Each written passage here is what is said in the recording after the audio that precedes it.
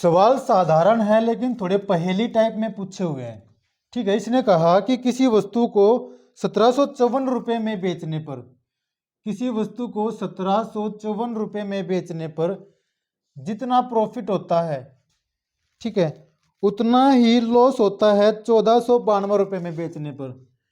1492 रुपये में बेचने पर उतना ही उसको लॉस होता है, तो उसका सिप्पी हमसे पूछ लिया।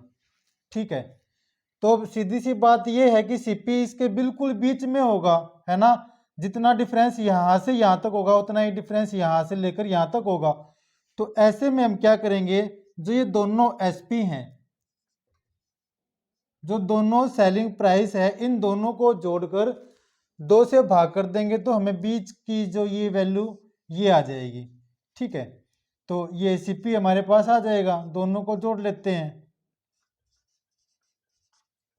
दोनों को जोड़ने पर मिलता है यहाँ 6, फिर यहाँ 4, फिर यहाँ 2 और यहाँ 3। ठीक है, 2 से काट देंगे इसको। अगर हम बीच की, हमें अगर इन दोनों के बीच की वैल्यू निकालनी है तो इनके जोड़ को 2 से हम काट देंगे, हमें मिल जाता है यहाँ 16, 2 और 3। ये आंसर आ गया। वस्तु का सिप्पी है 1623 रुपये। 1623 रुपये वस्तु का सिप्पी आ गया। नेक्स्ट,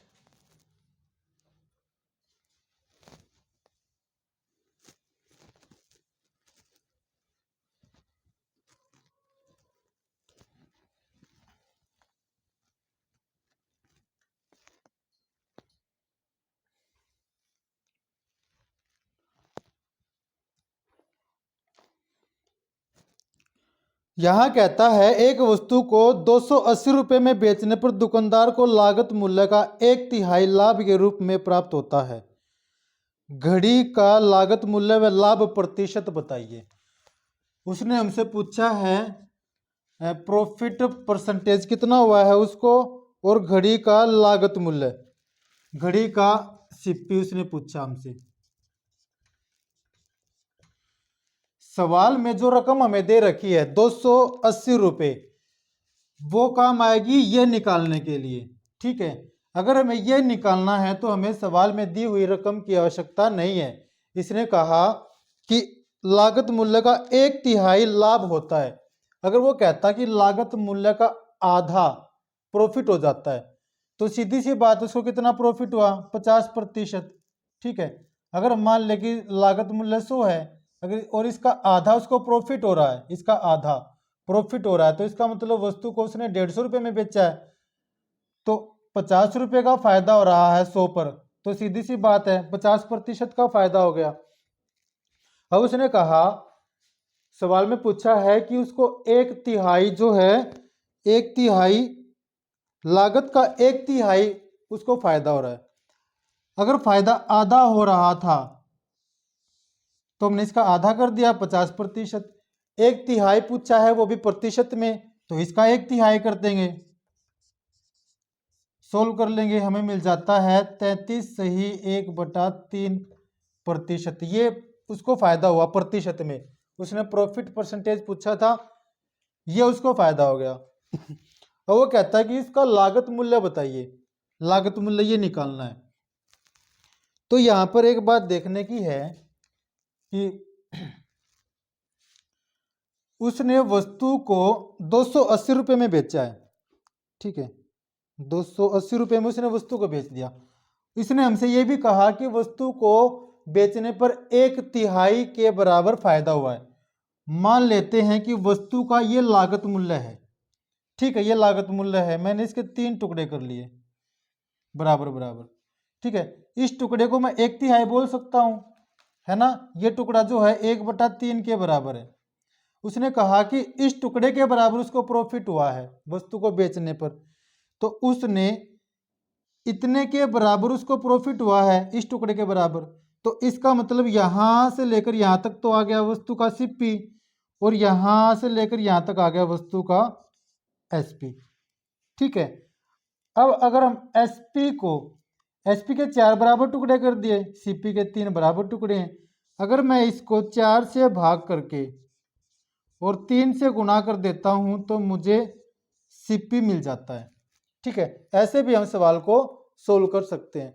ये सवाल साधारण तो है लेकिन थोड़े पहेली की तरह पूछे हुए हैं। नेक्स्ट,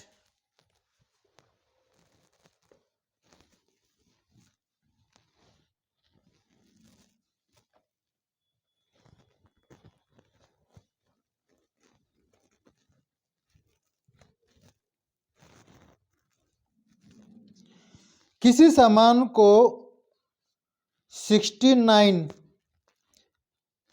रुपए में बेचने के बजाय 78 रुपए में बेचने से लाभ प्रतिशत दुगना होता है, उस वस्तु का क्रय मूल्य क्या है? यह भी सवाल साधारण है लेकिन पहेली की तरह पूछा हुआ है। इसने हमसे पूछा है कि उसका क्रय मूल्य सीपी क्या है, कॉस्ट प्राइस। अब कहता है कि अगर उसको 69 रुपए में बेचने की बजाय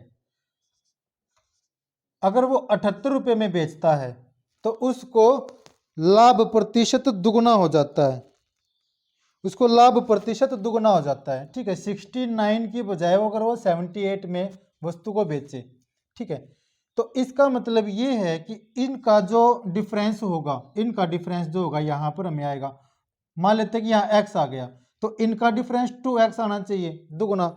या फिर हम ये भी कर सकते हैं कि इनका जो डिफरेंस आया है x, वही x डिफरेंस इनका भी आना चाहिए तो हमें ये मिल जाएगा। ठीक है, तो इसमें से इसको घटाएंगे तो हमें मिल जाता है 9 और इसमें से 9 को घटाएंगे तो हमें मिल जाता है 60। ठीक है, तो ये आ गया वस्तु का सीपी। अब यहाँ हम देख सकते हैं कि 60 की जिसकी कीमत 60 रुपये है उस वस्तु को अगर 69 में बेचते हैं तो 9 रुपये का फायदा होता है, और उसी वस्तु को अगर 78 रुपये में बेचते हैं तो 18 का फायदा होता है। ठीक है, ये इसका दुगुना है, इसको बेस मान के हमने किया। जब हम इसको 100 बेस मानकर प्रतिशत निकालेंगे तब भी ये जो प्रतिशत में वैल्यू आएगी इससे दुगनी ही आएगी। अगर नहीं समझ आया कि दुगनी कैसे आएगी तो मैं बता देता हूं। यहाँ पर सीपी हमारे पास 60 है, फायदा हुआ है 9 का, और गुणा 100% निकालने के लिए ये करेंगे। तो वस्तु को जब इतने रुपए में बेचा है तो इतने प्रतिशत का फायदा हुआ। ठीक है, अब वस्तु को इतने में बेचा है तो कितने प्रतिशत का फायदा हुआ, 18 जो फायदा हुआ उसका ऊपर लिखेंगे और नीचे सीपी और गुणा 100। इसको मैं ये भी लिख सकता हूँ 2 गुणा 9/60 गुणा 100।